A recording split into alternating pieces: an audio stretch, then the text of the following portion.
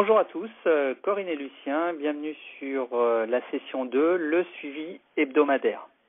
Première chose importante dans votre suivi, c'est d'être ponctuel, régulier et surtout aussi communiquer votre disponibilité, ce qui permet de plus facilement gérer l'agenda avec la personne. Être dynamique et enthousiaste, c'est très important. Toujours encourager la personne, quels que soient les résultats, la féliciter. Jamais de problème, montrer qu'il y a toujours des possibilités, des solutions et que ce que vit la personne, c'est quelque chose qui est aussi normal. Créer une bonne relation et une bonne convivialité avec la personne, donc au travers des éléments qu'on a vus sur la session précédente, et surtout continuer à noter de manière importante tous les petits détails de sa vie et tous les petits éléments que vous allez pouvoir collecter. Oui, alors vous allez démarrer votre suivi donc le premier jour. Le troisième jour, vous aurez des questions de base. Donc vous reposez les questions au niveau du goût, de la faim, du transit intestinal. Donc il faut faire exprimer au client la façon dont il consomme son programme. Il va vous dire en général, j'ai fait comme vous m'avez dit ou comme tu m'as dit. Et il faut leur faire dire combien tu as pris d'eau, comment tu as pris tes tablettes, combien tu en as pris. Il faut vraiment leur faire dire. Alors, quand vous allez rencontrer la personne, donc au jour 7, vous allez noter donc les premiers résultats. Alors, suivant le cas, si vous êtes à distance ou au club, vous aurez la personne en face, vous pourrez utiliser la machine à impédance. Et si vous l'avez à distance, c'est surtout aussi vous concentrer sur les centimètres et le poids. Toujours noter donc sous chaque ligne les centimètres qui sont perdus par rapport à la semaine précédente. Et puis ensuite, concentrez-vous sur le poids. Je dirais qu'il est presque plus important de vous concentrer sur les centimètres que sur le poids dans un premier temps. Donnez les résultats de la semaine depuis le début du programme. Ça, c'est vraiment important. C'est de dire, depuis que vous avez démarré votre programme, vous avez déjà éliminé 32 centimètres sur tout le corps et 3 kilos qui ont été éliminés.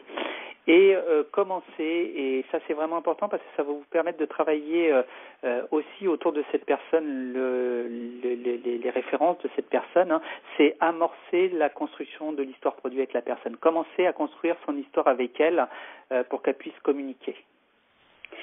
Oui, alors il faut toujours aussi, à chaque fois que vous avez la personne au téléphone ou que vous l'avez en visuel, il faut donner des idées recettes. Il faut que les personnes aient une notion de plaisir en mangeant leur repas Herbalife. Ça évitera aussi la lassitude. Donc les recettes sont importantes. Il faut également que vous validiez la consommation de l'eau. Ça c'est indispensable. À minimum 1,5 litre et souvent bien au-delà. Vérifiez aussi le repas coloré et équilibré. Bien creuser la question. Qu'est-ce qu'ils ont mangé au repas? Il faut vraiment qu'ils prennent tous les groupes d'aliments pour suivre le plan de nutrition nationale santé. Promouvoir l'activité physique, donc 80% nutrition, 20% activité physique. Comme le disait Lucien dans l'appel précédent, des fois il est difficile de démarrer une activité physique quand on a beaucoup de poids à perdre, mais il y a des petites astuces comme prendre les escaliers au lieu de prendre l'ascenseur, garer la voiture un petit peu plus loin pour aller au travail. Si la boulangerie est à 500 mètres de la maison, aller chercher le pain à pied. Vous voyez, c'est toutes des petites choses qui, au fur et à mesure, paraîtront simples et on pourra passer à une activité un peu plus importante. Et il faut toujours promotionner le prochain rendez-vous, donc il faut le fixer et le noter. Donc on se retrouve tel jour à telle heure. Alors lors de votre suivi, important aussi, certains ajustements vont être nécessaires. Ce qui est vraiment important, c'est de comprendre que la perte de poids n'est pas linéaire d'une semaine à l'autre et que parfois des paliers sont normaux. On va avoir 3 cas principaux. Donc la première, on va perdre beaucoup de poids au début, puis ensuite cette perte de poids va être ralentie, ce qui est tout à fait normal. Ou alors on va avoir une faible perte de poids au début parce que peut-être le métabolisme est faible, peut-être qu'il y a des traitements à côté. Ça c'est à peu près 15% des cas, donc c'est quelque chose qui peut être normal, donc démarrer un programme doucement et ensuite ça va pouvoir s'accélérer. Et ensuite on va avoir vraiment les personnes qui vont avoir une perte de poids qui va être régulière. Chaque semaine on va pouvoir constater une même perte de poids d'à peu près d'1 kilo chaque semaine, ce qui est vraiment superbe et ça correspond à peu près 10% des cas. Mais ces ajustements sont tout à fait normaux et c'est pour ça qu'on assure le suivi justement chaque semaine. Oui, donc il y a donc 3 situations possibles face au contrôle de poids. Donc la première situation que vous pouvez rencontrer, c'est que la personne ne perde pas de poids, ça arrive régulièrement au début du programme, mais elle perdra des centimètres. Donc ça c'est très important, surtout quand vous êtes à distance, hein, d'où l'intérêt de noter les centimètres toutes les semaines, parce que si la personne perd des centimètres mais pas de poids, si vous la faites monter sur la machine, ça voudra dire qu'elle a pris de la masse musculaire et perdu de la graisse. Le deuxième cas, vous pouvez avoir une personne qui ne perd pas de poids et qui ne perd pas de centimètres ou pas suffisamment. Ou alors, vous pouvez avoir aussi aucune perte, ni en centimètres, ni en kilos. Donc là, il faut se poser la question, est-ce un palier ou pas? Alors, quelles sont les solutions qu'on va pouvoir apporter? Premier cas, qu'est-ce qu'on va dire? Voilà, excellent. Hein. Donc, on est vraiment dans des bonnes considérations et on travaille exactement. Notre objectif, c'est de pouvoir faire fondre cette masse graisseuse. Et dans le cas 2 et 3, ce qu'on va faire, c'est qu'on va, je dirais, creuser, regarder comment s'est déroulée la semaine pour pouvoir proposer un ajustement. Oui, et avant de proposer le réajustement, il y a certaines choses à valider, hein, parce que vous verrez que des fois, les gens n'ont pas toujours tout bien compris ou le message n'est pas bien passé. Donc, il faut vérifier la bonne mise en place du programme, comment il utilise le programme nutritionnel.